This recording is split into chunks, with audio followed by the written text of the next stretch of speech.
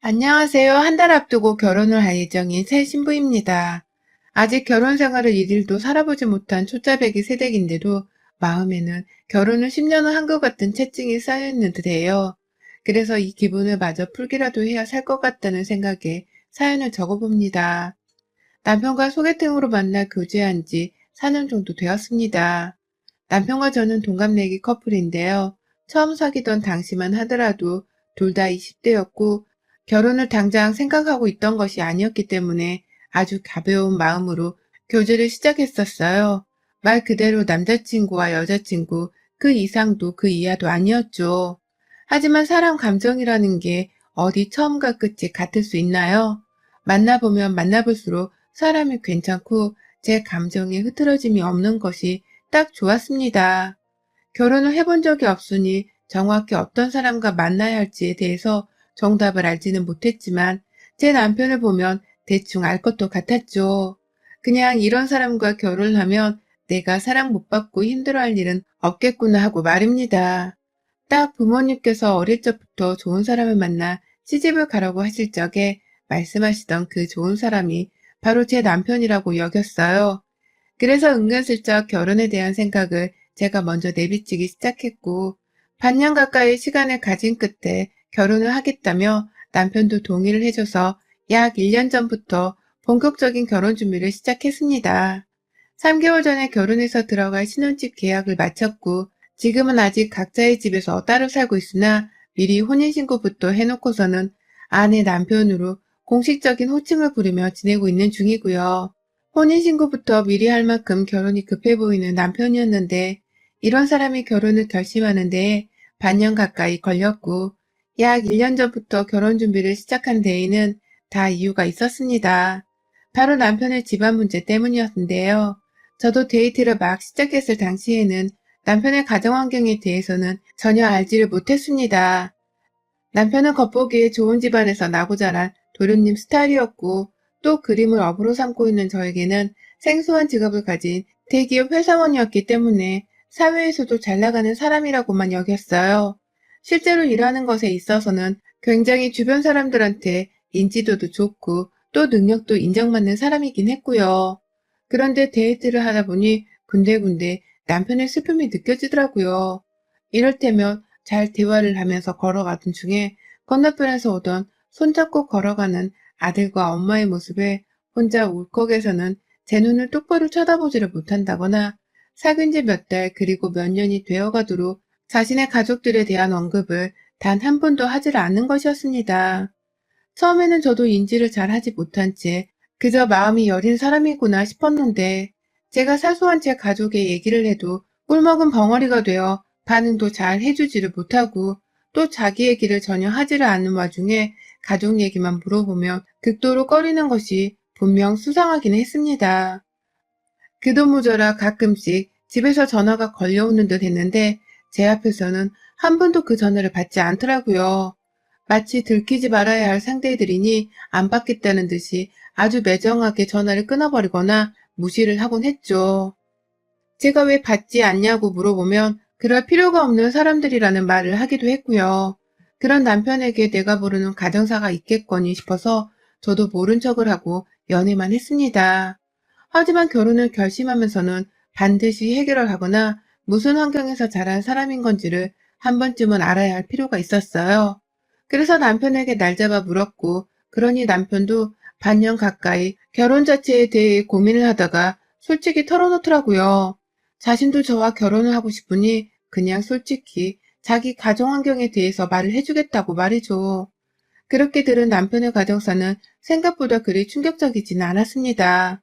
저는 저 혼자 상상만으로 혹 남편의 집안에서 범죄자가 있거나 또는 사기꾼이 있어서 남편이 돈을 왕창 뜯겼다거나 뭐 이런 식의 형사범죄와 관련된 사람이 있을 거라고 생각을 했어요. 그래서 진짜로 그런 사람이 있을 시에 남편과의 결혼을 어찌해야 하나 살짝 고민도 하고 있었죠. 그런데 남편의 입 밖으로 나온 그의 가정사는 생각보다 단순하더라고요. 부모님이 이혼을 하시고서 따로 살고 계시며 자신은 어머니랑 여동생이랑 셋이서 같이 살고 있는데 집안의 여자들이 아무런 경제적 능력이 없어서 자신이 기둥인 마냥 모든 경제적 지원을 해주고 있다 하더라고요. 간간히 여동생은 친구가 하는 쇼핑몰 사업에 일손으로 알바를 하러 가긴 하지만 돈 자체를 모으는 개념이 없는 사람이고 그건 시어머니를 쏙 빼닮았다고 말이죠. 얘기를 듣고 나니 괜시리 마음이 쓱 풀리더라고요. 범죄자가 없는 게 어디냐면서 저는 혼자 상황 파악도 제대로 하지를 못한 채 속으로 마음을 쓸어내렸고 남편에게도 말했습니다. 결혼하고서도 지금처럼 당신이 지원을 해줘야 하는 부분이 있으면 알아서 해주라고 말이죠. 우리 결혼에 필요한 돈은 나 혼자 벌어오는 돈만으로도 충분하고 또 우리 친정이 잘 사는 편이니까 충분히 감수할 수 있는 문제라고도 말했고요. 사실 저희 친정아버지는 외과 의사이시고 막내 삼촌은 강남까진 아니더라도 강북에서 꽤 장사가 잘 되는 성형외과 원장이셨습니다. 친가 자체에 의사가 많은 집안이었고 저희 엄마도 그 옛날 외과 의사한테 시집을 오셨을 만큼 잘 사는 부잣집 막내 딸내미셨어요. 집안 자체에 경제적 여유가 충분히 있는 편이었고 그래서 저는 남편의 입에서 흘러나온 돈 걱정이 무의미했었습니다. 오히려 내가 좋아하는 사람이 돈 때문에 힘들어하고 있었다는 걸 이제서야 눈치챘다며 속으로는 엄청 미안했어요. 그래서 이 사람과의 결혼을 더 하려고 한 것도 있었고요. 그래도 자기 가족들이 별나서 힘들 거라는 남편에게 제가 시간을 두고서 조금씩 친해져 보며 결혼을 결심하겠다고 했어요. 그래서 저희 부부가 1년 정도의 긴 시간 동안 결혼 준비를 하기도 했었고요. 그렇게 저는 저에게 주어졌던 지난 1년간의 시간 동안 열심히 남편을 통해서 그리고 직접 시어머니와 시누이한테 다가가며 친해져 보려 노력을 했습니다. 혼인신고를 하기 전까지는 정말 너무나 괜찮다고 생각되는 분들이셨어요. 남편이 별나다고 주의를 줬던 것과는 달리 제 눈에는 두 사람이 다 저를 진심으로 아끼고 또 남편을 아들로서 아끼는 분들이라 생각되었죠. 한 번은 제가 소고기 세트를 사들고서 남편과 함께 시댁에 간 적이 있었는데요. 아들도 모자라서 며느리 될 사람한테서 일이 얻어먹는다면서 엄청 미안해하고 또 고마워하시더라고요. 염치가 있는 분들이시라 생각을 했고 그 후로도 여러 번 제가 뭘 사올 때마다 아주 고마워하시는 모습이 보였기에 제 판단을 의심하지 않았어요. 남편은 시어머니랑 시누이가 저를 많이 마음에 들어하나 보다며 예전과는 자신이 봐도 달라진 듯 보이신다며 가족들의 변화에 놀라워했고 저는 이전에 진상을 부리던 시누이와 시어머니의 모습을 본 적이 없었는지라 처음부터 끝까지 그저 한결같았습니다. 그리 신경 쓰고 힘들어할 존재들이 아니라는 생각만 했던 것이죠. 그런데 결혼 전 혼인신고를 하면서부터 상황은 완전히 뒤바뀌었어요. 그 정도가 얼만큼이었냐면 제 남편이 다시 혼인신고를 물려줄 테니 식 올리기 전에 떠나라는 소리까지 했을 정도였으니까요. 혼인신고를 하고서 완전히 법적 부부가 된 날 그 서류를 사진으로 찍어서 양가 부모님께 전송을 했습니다. 남편은 친아버지랑 연락을 하고 지내고도 있어서 저는 아버님께 따로 그리고 시누이랑 시어머니가 계시는 단톡방에 따로 2번을 전송했죠. 시어머니랑 시누이는 그때까지만 하더라도 이제 정말 우리 한가족인 거네? 우리 집에 드디어 며느리가 들어오다니 라고 하면서 비교적 잠잠한 반응으로 저를 맞이해 줬어요. 집에 며느리가 들어온다는 말이 좀 듣기 싫었으나 뭐 제가 며느리였으니 그러려니 했죠. 그런데 그 다음이 좀 난감했습니다. 의사 집안의 딸 우리 집 며느리가 된 걸 환영해. 이제 덕 좀 보고 살자. 라면서 시어머니가 문자를 보내시더니 시누이가 당연히 덕 보고 살겠지 며느리인데 라고 대답을 하더라고요. 쥐들끼리 제 집안을 가지고서 북치고 장구치며 덕을 보겠다고 한 것입니다. 당황했지만 침착하게 답장을 했어요. 가족으로서 잘 부탁드립니다. 라고 말이죠. 그런데 시어머니는 또다시 우리가 잘 부탁해야지. 의사 집안 덕볼일만 남았는데. 라는 찝찝한 답장을 보내오셨어요. 왜 자꾸 내 집안을 걸고 넘어지며 덕을 보겠다고 하는 건지 그 당시는 알 수가 없었습니다. 단지 혼인신고를 하기 전과 후의 태도가 너무 달랐던 바람에 속으로 뭐 하자는 거지? 하며 혼란스럽기만 했죠. 그리고 그로부터 얼마 지나지 않아 시어머니와 시누이의 말에 다 뼈가 있다는 것을 깨달았어요. 혼인신고하고서 부쩍 제게 전화를 자주 걸어서는 집에 좀 와. 올 때 먹을 것도 좀 사오고 같이 밥이나 먹자. 라는 식으로 저를 엄청나게 불러대는 시어머니와 시누이 때문에 제가 거의 3개월 동안 내내 시댁을 찾아 저녁을 먹었던 것 같아요. 웬만하면 며느리가 집에 올 때 시댁에서 뭘 하나 더 얹어주고 싶어서 밥도 준비를 하고 시어머니가 과일 하나라도 내어주시는 게 정상이잖아요. 저는 엄연히 집안의 손님이고 아직 혼인신고만 했을 뿐 식도 안 올린 새댁이었으니까요. 그런데 저희 시댁은 남편이 얘기를 했었던 것처럼 정말 상상 이상으로 대하기 힘들더라고요. 손님 대접은커녕 자신의 집에 당연스레 와야 하는 며느리로만 취급을 하셨어요. 집에 올 때는 당연히 손에 먹을 것 하나 정도는 꼭 들려 있어야 했고, 가끔 후식을 사오지 않았다는 욕도 얻어먹었습니다. 센스가 이리 없는 애인 줄은 미처 몰랐다면서 말이죠. 내가 집에 오지 않을 때에는 도대체 뭘 사서 해 드시는 건가 싶은 나머지 냉장고를 열어본 적도 있었는데요. 먹을 건 은근히 한가득이더라고요. 단지 저에게 그중 하나를 내어주지 않았던 것이었고요. 슬슬 짜증이 나려고 할 때쯤 남편도 제 옆에서 눈치를 엄청 보더라고요. 내가 뭘 했어? 힘들다고 했지? 엄마랑 여동생이 당신을 만나고서 변한 줄 알았는데 그게 아니었나 봐. 미안해. 라면서 급기야 자기 입으로 자기 가족들의 진상에 대해서 대신 사과를 하는데 제가 다 안쓰럽더라고요. 솔직히 이런 엄마랑 여동생 옆에서 평생을 살았을 제 남편이 너무 불쌍하기도 했고요. 하지만 시어머니와 시누이는 여기서 끝이 아니었어요. 제 손에서 얻어지는 공짜 음식을 먹겠다고 집에 불러들이는 것은 아주 기본 중에 기본이었고요. 본론은 따로 있었습니다. 바로 성형외과를 하고 계시는 저희 막내 삼촌에 관한 것이었어요. 거의 일주일 내내 의사 집안에 대한 얘기를 나눴던 적이 있었습니다. 저는 제가 의사가 아니니까 잘 알지도 못하고 그래서 아는 것도 없어 다른 얘기를 좀 하고 싶었습니다.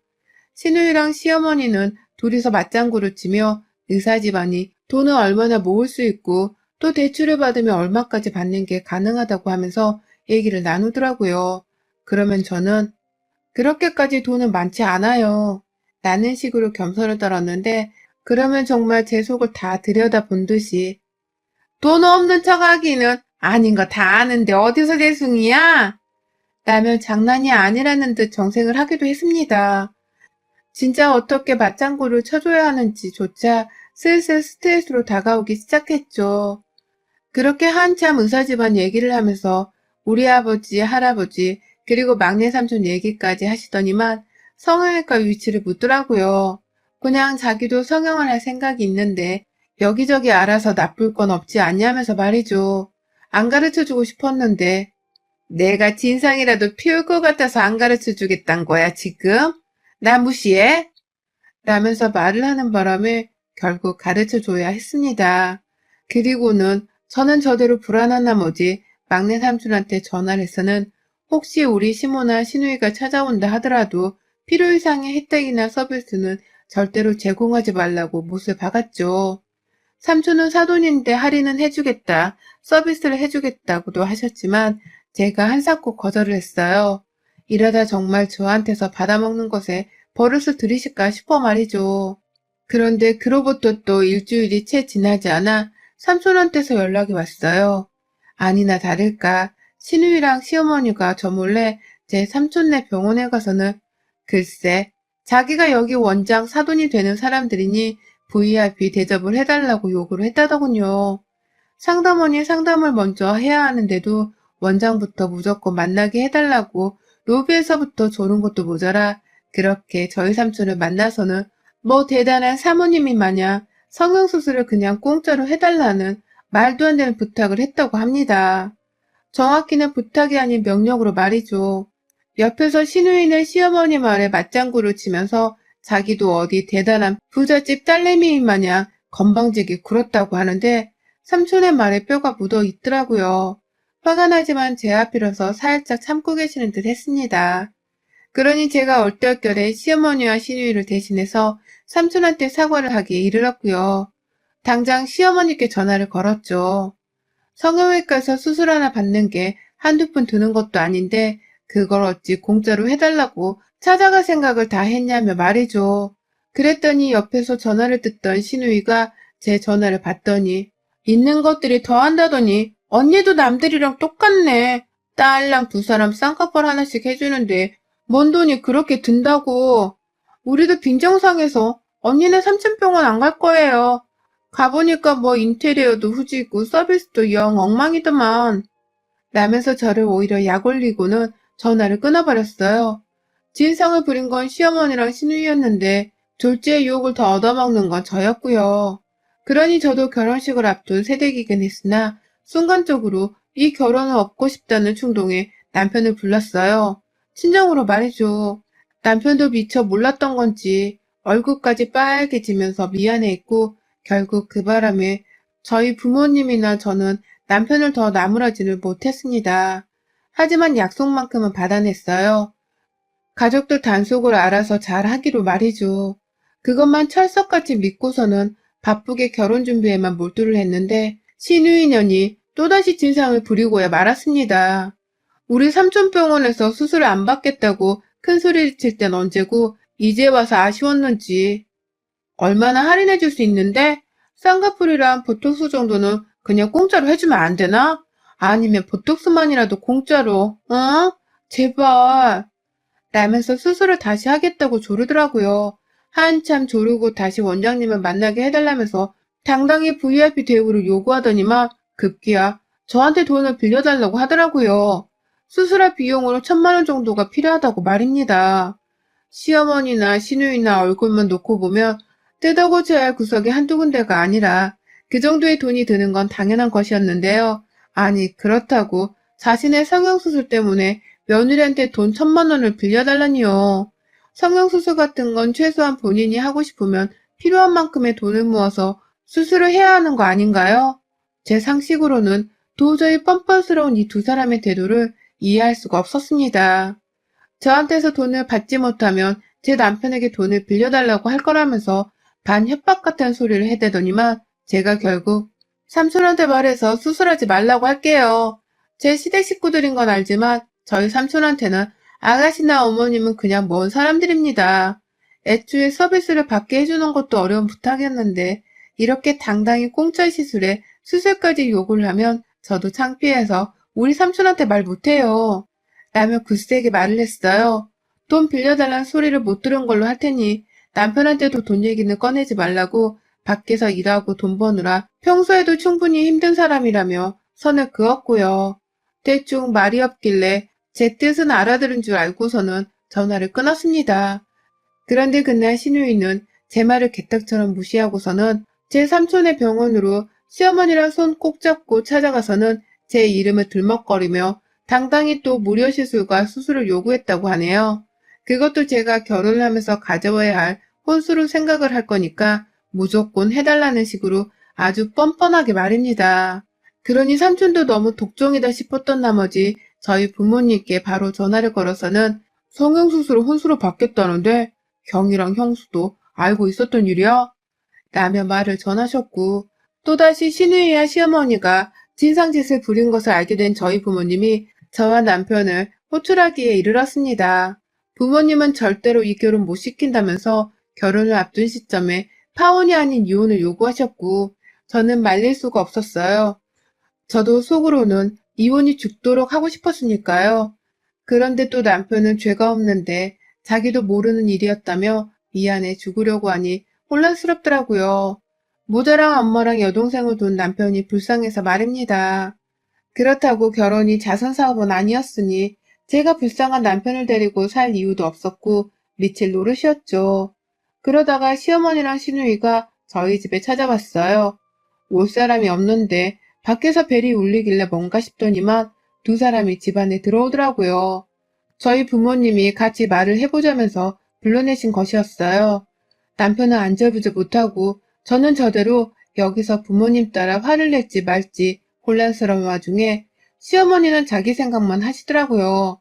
제 남편이 얼굴이 시뻘개져선 속상해하고 있는 모습을 보더니만 너 왜 그래? 너 혼났어? 사돈, 우리 아들 혼낸 거예요?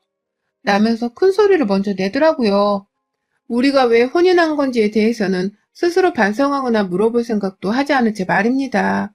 부모님이 다소 당황한 듯 보였고 대화가 아닌 일방적인 화에 일단은 진정부터 시키려고 하셨는데 신우이가 나서서는 아니 뭐 의사 집안 그게 그렇게 대단해?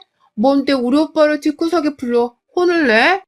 라면서 시어머니를 따라 맞장구 치며 집안 분위기를 더욱 쑥대밭으로 만들었어요. 진정시키려고 조용히 하라는 남편의 말은 진작에 묵살당했고 오해를 풀고서 오늘 집에 부른 이유에 대해 대화를 나눠보자는 저희 부모님 말에는 절대로 목소리를 낮추지를 않았어요. 시무랑 시누이가 남의 집에서 자꾸만 소리를 지르며 아주 뻔뻔한 진상을 잘도 부려댔습니다. 그러니 저도 이제 못 봐주겠더라고요. 아 시끄러워서 진짜. 야 이것들아 입 안 다물어? 라며 소리를 질러버렸어요. 없는 것들을 걷어서 시댁 대접을 해주려고 했더니만 이것들 완전 개차반들이잖아. 야, 돈이 없음 성형수술은 꿈도 꾸지 말고 생긴 대로 살 것이지. 어따 대고 남의 가족병원을 찾아가서는 무료 수술을 해주라 말아야. 진상짓을 할 거면 니들 수준에 맞는 곳에 가서 해. 라며 당장 집에서 나가라고 시어머니와 시누이 그리고 남편의 등까지 떠밀자 시어머니가 가장 먼저 눈치를 챘더라고요. 이러다 자기 아들이 이혼당할지도 모르겠다는 걸요. 아니 며느라 말을 그렇게 하면 안 되지. 우리가 다 혼수로 겸사겸사 수술을 받으려고 한 건데. 라면서 갑자기 안 쓰던 며느리를 또 쓰더니만 그놈의 혼수를 또 들먹이더라고요. 혼수를 안 받을 테니 그 대신 공짜 수술을 시켜달라 말해줘. 환장할 것들이었습니다. 이러나 저러나 말이 안 통하기는 매 한 가지더라고요. 옆에서 남편은 이제 제발 좀 그만해. 안 된다고 말을 몇 번을 해. 혼수고 뭐고 그냥 안 되는 거 안 된다고. 라며 자기 손으로 급기야 시무와 시누이를 막 끌어잡아 당기고 시누이는 이게 마지막 기회라 생각한 건지 시어머니를 따라서 저 자세로 낮추고는 진짜로 쌍꺼풀만 공짜로 해주면 안 돼요? 그럼 내가 다시는 부탁 안 할게, 응? 라면서 또 해달라 땡깡을 부리는데요. 아휴, 진짜 주먹으로 한 대 쳐주고 싶은 만큼 그 순간 제 주먹은 마구 울었습니다. 그날 결국 시어머니랑 시누이는 어떻게 저희 집에서 쫓겨난 줄 아세요? 저희 아버지가 확 입을 꼬매버리던지 눈가를 찢어버려서 수술대에도 못 올라가게 해야지 원. 라면서 아주 질색팔색을 하며 시어머니께 달려들었어요. 두 손으로 얼굴을 꼬집고 잡아당기고 진짜로 눈을 찢어버리겠다는 듯이 괜히 양 눈 옆 이마살을 잡아당기며 이 결혼 무효야. 당장 이혼해. 라며 외치시는데 뒤에서 구경하던 제가 그러려고 했어. 라는 칼대답을 하는 바람에 시어머니도 시누이도 모두가 다 충격의 도가니에 빠져버렸습니다. 자신들의 진상 때문에 결국 땡잡은 듯 보였던 의사집안 며느리가 이혼을 하겠다고 하니 지들도 아차 싶었던 것이죠. 하지만 이미 때는 늦었고요. 그 길로 남편은 변명의 여지가 없다면서 저희 부모님 앞에서 엎드려 절을 하며 사죄를 했고요. 급기야 부모가 평생 쪽팔려서 어느 누구한테도 보여주지 않고 살았어요. 그러다 사랑하는 사람을 만나서 용기를 낸 건데 그 또한 저의 불찰이었습니다. 평생 아버님 따님께 속죄하는 마음으로 살게요. 가족들이 이 모양이라서 정말 죄송합니다. 라고 말하던 남편이 자기 엄마와 여동생의 옷을 잡아 일방적으로 끌고 나간 덕분에 저희 집은 평화를 되찾았습니다. 결혼을 한 달 앞두고서 저는 식은커녕 이혼서류에 도장을 찍게 생겼고 지금은 이혼하며 얻을 금전적 손실을 가지고서 법적 책임을 묻겠다고 변호사를 만나러 다니는 중이랍니다. 남편이 불쌍했지만 함께 사는 한 시어머니와 시누이의 그림자를 벗어날 수 없을 것 같아서 이혼을 굳게 결심했고요. 졸지에 혼인신고부터 했다가 이혼 딱지가 붙게 생겨버린 제 인생이 참담해서 요즘은 하늘만 보면 죽고 싶은 생각뿐이에요. 물론 시댁 식구들한테서 벗어난 것만으로도 천만다행이라며 안도의 숨도 내쉬고 있긴 하지만요. 여러분, 정말 시댁이든 남편이든 꼭 살아보고 결혼하세요. 절대로 남편이 좋다며 혼인신고부터 먼저 하면 안 됩니다. 그러다 제 꼴 날지도 모르니 명심하세요. 여러분의 생각은 댓글로 남겨주세요. 오늘도 시청해주셔서 정말 감사합니다.